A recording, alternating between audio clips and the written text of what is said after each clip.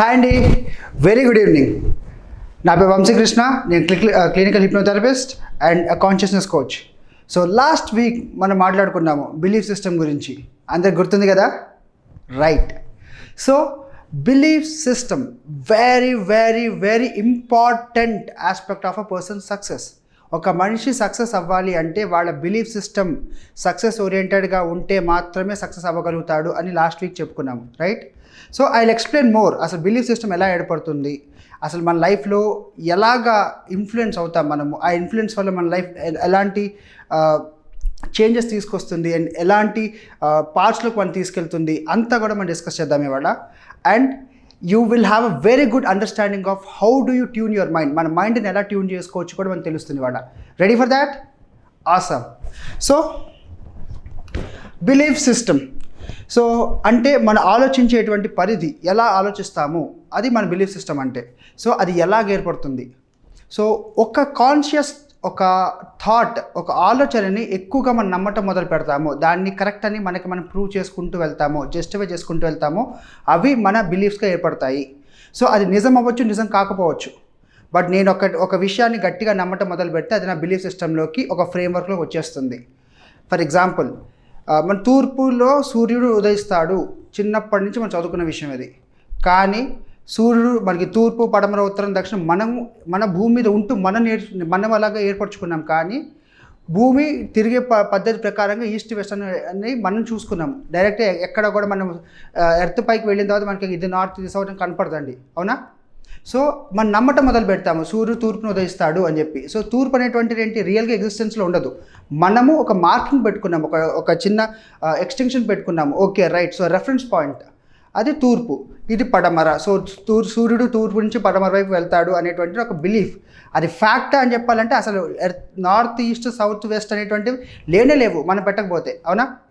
మనము మన easy of understanding కోసంగా మనం అలా పెట్టుకున్నాము, దాన్ని బట్టి మనం ఒక రెఫరెన్స్ పాయింట్ చూస్తున్నాము.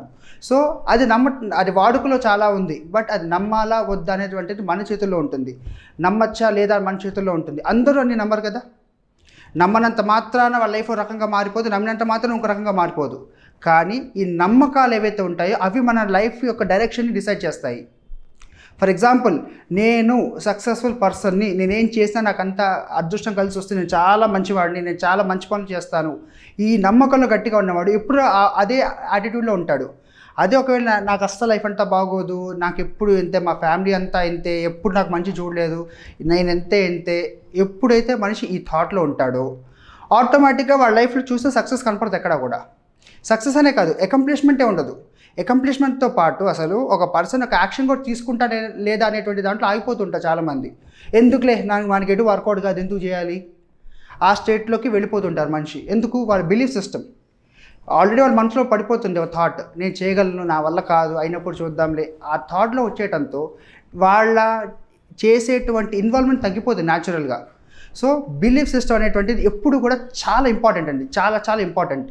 మనము ఎలాగైతే చూడటం మొదలు పెడతామో లైఫ్ని అలానే కనపడుతుంది. సో ఒక ఎగ్జాంపుల్ తీసుకుందాము.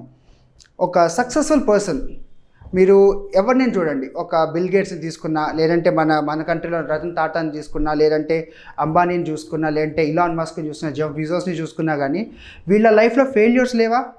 వీళ్ళకున్న ఫెయిల్యూర్స్ ఎన్ని ఉంటాయంటే మామూలు పర్సన్ ట్రై కూడా చేసి ఉంటారు అన్నిసార్లు వీళ్ళు ఫెయిల్ అయ్యారు. ఇన్నిసార్లు ఫెయిల్ అయినా వాళ్ళు ఎందుకు సక్సెస్ అయ్యారు? ప్రపంచానికి వాళ్ళకి మార్గదర్శకంగా ఎందుకున్నారు? వాళ్ళు నమ్మారు. ఎస్, ఇవాల్టి ఫెయిల్యూర్ నా సక్సెస్ని ఇంపాక్ట్ చేయదు.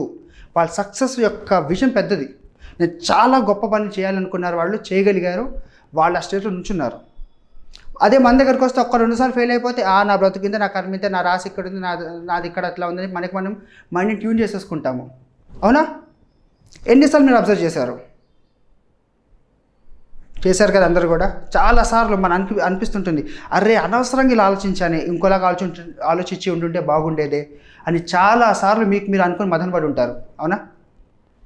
జస్ట్ ఆ థాట్, ఫెయిల్యూర్ అనే థాట్ ఒక్కసారి మైండ్లో పడిపోయిన తర్వాత సక్సెస్లోకి దాన్ని మార్చుకోకపోతే ఫెయిల్యూర్ కాన్షియస్నెస్ అంటారు దీన్ని. సో ఎక్కువగా ఎక్కడ ఫెయిల్ అవుతామో అనేసి ఫెయిల్ కాకుండా ఉండడానికి పని కూడా చేయరు చాలామంది. ఎక్కడ చేస్తే ఫెయిల్ అవుతారో అని చెప్పేసి అసలు ఏ పని చేయరు. అలాంటి వాళ్ళు మీరు కొన్ని వందల మంది చూసుంటారు, మీలో చాలామంది కూడా ఉండుంటారు. ఎందుకు ఇంత ఖచ్చితంగా చెప్తున్నానంటే నేను కూడా ఆ స్టేజ్లోనే ఉన్నాను, చాలా కాలం ఉండి బయటకు వచ్చాను ఇప్పుడు. ఎందుకంటే failure consciousness is also belief. నేను ఫెయిల్ అయితే ఏమి జరుగుతుంది, జనాలు ఏం ఆలోచిస్తారు, నా గురించి ఏమంటారు, వీళ్ళంతా నన్ను చూసి నవ్వుతారు, ఈ థాట్స్ అన్నీ కూడా మన మైండ్లో తిరుగుతూనే ఉంటాయి. అవునా? ఎందుకు? బికాస్ మనకి మైండ్ సెట్ ఎలా వచ్చేసిందంటే సక్సెస్ మీద నమ్మకం కన్నా ఫెయిల్యూర్ మీద నమ్మకం ఎక్కువ ఉంది. అవునా కదా? ఎప్పుడైతే మన సక్సెస్ కన్నా ఎక్కువగా ఫెయిల్యూర్ మీద నమ్మకం ఏర్పడుతుందో, ఫెయిల్యూర్ అవ్వడానికి ఎన్ని అవకాశాలు ఉన్నాయో అన్నీ మనకి టచ్ అవుతూనే ఉంటాయి. ఏ విధంగా ట్రై చేయండి, ఆ విధంగా ఎట్లా చేస్తే అది ఏదో విధంగా ఫెయిల్ అవుతూనే ఉంటాము. ఎందుకంటే మన మైండ్లో ఫెయిల్యూర్ కాన్షియస్నెస్ చాలా స్ట్రాంగ్గా పడింది అండ్ ఫెయిల్యూర్ మీద నమ్మకం ఎక్కువ ఉంది సక్సెస్ మీద కన్నా. So success is a mind set. మొన్న కూడా చెప్పుకున్నాము. ఎందుకంటే ఎప్పుడైతే నేను సక్సెస్ఫుల్ పర్సన్ అని నాకు నేను చెప్పుకుంటాను, నేను నమ్మటం మొదలు పెడతాను, సక్సెస్ అవ్వడానికి ఎన్ని మార్గాలు ఉంటే అన్ని మార్గాలు ఓపెన్ అవుతాయి, నేను వెతుక్కోవడానికి మొదలు పెడతాను. అదే నాకు ఇంతే, నా బిలీఫ్ సిస్టంలో సక్సెస్ లేదు ఎక్కడా కూడా, మా నాన్న కాలేదు, మా తాత కాలేదు, మా పక్కింటోడు కాలేదు, మా ఎదురింటోడు కాలేదు, గవర్నమెంట్ ఇట్లా ఉంది, మా పక్కింటోడు ఇట్లా చేశాడు, ఇవన్నీ మైండ్లో పెట్టుకోవడం వల్ల ఏమవుతుంది, ఆటోమేటిక్గా మనకి సక్సెస్ మీద ఉన్న నమ్మకం కన్నా ఫెయిల్యూర్ మీద నమ్మకం పెరుగుతుంది. ఫెయిల్యూర్ మీద నమ్మకం పెరగడంతో ఫెయిల్యూర్ మాత్రం నెరవేరుతుంది. ఒక్క ఫెయిల్యూర్ తర్వాత ఒక ఫెయిల్యూర్ జరిగింది అనుకోండి, రెండో ఫెయిల్యూర్ మూడో ఫెయిల్యూర్ నుంచి మనకి మెంటల్గా ఫిక్స్ అయిపోతాం. అంతే, నా బ్రతుకు ఇంతే, నాకు ఫెయిల్యూర్ తప్ప సక్సెస్ నా మొహం చూడదు. దాన్ని చాలా ఫ్యాషనబుల్గా చాలా కామిక్గా మనకు మనం చెప్పుకుంటాను, నా దరిద్రం మీద నమ్మకం చాలా స్ట్రాంగ్గా ఉంది బ్రదర్ అని చెప్పి అంటారు. అవును అంటుంటారు, చూసారా మీరు, వినే ఉంటారు కదా చాలామంది నుంచి మాట, రైట్? సో ఇప్పుడు నేను సక్సెస్ఫుల్ అవ్వాలి అంటే చిన్న షిఫ్ట్ కావాలండి. ఫెయిల్యూర్ నుంచి సక్సెస్లోకి మైండ్ని మార్చుకోవాలి. ఓకే, మార్చుకోవడం అనేటువంటి చాలా పెద్ద కష్టమైన విషయం కూడా కాదండి, చాలా సింపుల్. జస్ట్ ఎగ్జిస్టింగ్ బిలీఫ్ ఏదైతే ఉంటుందో ఫెయిల్యూర్ మీద, ఫెయిల్ అవుతానని ఎంత గట్టిగా నమ్ముతున్నారో అంతే గట్టిగా సక్సెస్ అవుతానని చెప్పి అనుకోవటం మొదలు పెట్టండి. పోయేదే ఉంది, ఆల్రెడీ ఫెయిల్ అవుతానని చెప్పి 100 సార్లు అనుకున్నారు, ఇంకోసారి ఫెయిల్ అవుతారు ఫెయిల్ అయితే. బట్ సక్సెస్ అయితే ఆలోచించండి. సక్సెస్ అంటే ఏంటండి? ఫస్ట్ మీరు నచ్చిన పని మీరు చేసుకుంటూ ఆనందంగా ఉంటూ ఎవరికి సంజాయిషి ఇచ్చుకోవాల్సినటువంటి పరిస్థితి లేకుండా ఉండటమే కదా సక్సెస్. ఏం చేస్తూ సంతోషంగా ఆనందంగా అమ్మయ్య అనుకుంటుంటమే కదా సక్సెస్. ఇంకేం కావాలి చెప్పండి? Success it's like it's a mind set. హ్యాపీగా ఉన్న వాళ్ళకి ఇంకా సక్సెస్ అంటే వాళ్ళు ఇంకే ఆన్సర్ చెప్పండి. నేనేం చేస్తాను, నేను దాన్ని సక్సెస్ఫుల్గా ఉన్నా అని చెప్పి అంటారు. అది మన దగ్గర డబ్బులు ఉన్నా ఉండకపోయినా, పేరు ఉన్నా ఉండకపోయినా, ఏదండి అవన్నీ ఎక్స్టర్నల్ ఫ్యాక్టర్స్.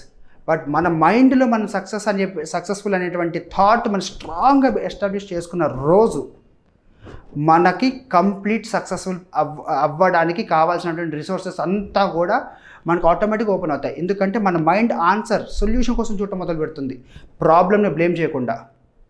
ప్రాబ్లమ్స్ అందరికీ ఉంటాయండి, 1,00,000 ప్రాబ్లమ్స్ ఉంటాయి. కానీ సక్సెస్ మైండ్ సెట్ ఉన్నవాడు ఆ ప్రాబ్లం నుంచి సొల్యూషన్ వైపు ఏదైతే వెళ్ళాలో దానికోసం ఒక స్టెప్ తీసుకుంటాడు. అదే ఫెయిల్యూర్ కాన్షియస్నెస్ ఉన్నవాడు ప్రాబ్లం చూసి ఇవన్నీ మనతోటి కాదని చెప్పి వదిలేస్తాడు అక్కడే. When you quit you last completely, but when you try you still have a chance. అంటే మీరు వదిలేస్తే అక్కడితో అయిపోయింది, మీకు కంప్లీట్గా ఓడిపోయినట్టే. బట్ ఇఫ్ యూ ట్రై, ఇంకొకసారి మీరు ప్రయత్నిస్తే సక్సెస్ అవ్వడానికి ఛాన్సెస్ వచ్చినట్టేగా, ఇంకో ఛాన్స్ ఉన్నట్టేగా. ఇది ఆలోచించండి. సో షిఫ్ట్ మైండ్ని తీసుకొని రావటం చాలా ఈజీ అండి. ఎస్, బట్ మైండ్ మార్చిన వెంటనే రిజల్ట్ వస్తుందా? వచ్చే ఛాన్సెస్ 100% ఉన్నాయి. బట్ మీకు గ్యారంటీగా వస్తుందా? దానికోసం కొద్దిగా సాధన చేయాలి. ఏంటి ఆ సాధన మనం తర్వాత చూద్దాము. బట్ ఫస్ట్ ఈ బిలీఫ్ సిస్టమ్స్ ఏవైతే ఉన్నాయో దానికి డిఫరెంట్ కేటగిరీస్ ఉన్నాయి. ఆ కేటగిరీస్ గురించి నెక్స్ట్ వీడియోలో చూద్దాము. Thank you.